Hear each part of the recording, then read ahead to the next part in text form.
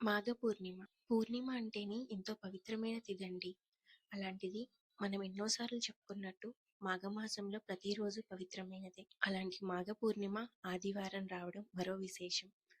సాధారణంగానే మాఘమాసంలో ఏ రోజు నదీ స్నానమైనా పాపాల్ని పోగొడుతుంది అంటారు. అలాంటిది మాఘ పూర్ణిమ రోజు నదీ స్నానం ఆచరించిన వారికి వాళ్ళ జీవితంలో ఈ రోజు వరకు జరిగిన ప్రతి పాపం శూన్యమైపోతుందంటండి. అంతటి విశిష్టమైన రోజు. ఇదే రోజున దేవలోకం నుండి ముక్కోటి దేవతలు కూడా భూమి మీదకి వచ్చి నదీ స్నానం చేస్తారట. కావున ఈ మాఘ పూర్ణమిని ప్రతి ఒక్కరూ కూడా ఉపయోగించుకున్నారని అనుకుంటున్నాను. సాధారణంగానే పౌర్ణమి కిరణాలు, పౌర్ణమి చంద్రుని కిరణాలు ఎంతో పవర్ఫుల్ అండి.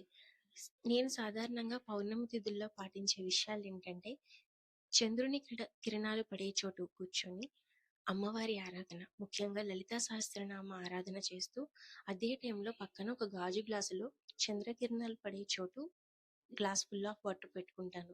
లలితా సహస్రనామ పఠనం అయిపోగానే ఆ వాటర్ని ఇంట్లో అందరం కూడా తీర్థంలా తీసుకుంటామండి. నాకు ఎక్స్పీరియన్స్ అయినంత వరకు కూడా ఏదైనా ఆరోగ్య సమస్యలు ఉన్నా, పిల్లలు ఇంట్లో మాట వినకపోకుండా ఉన్నా, మన మనసు ఏదైనా చింతిస్తున్నా కూడా ఎంతో ధైర్యాన్ని ఇస్తుంది. అందులోనూ ఈరోజు మాఘ పూర్ణిమ ఆదివారం రోజున వచ్చింది.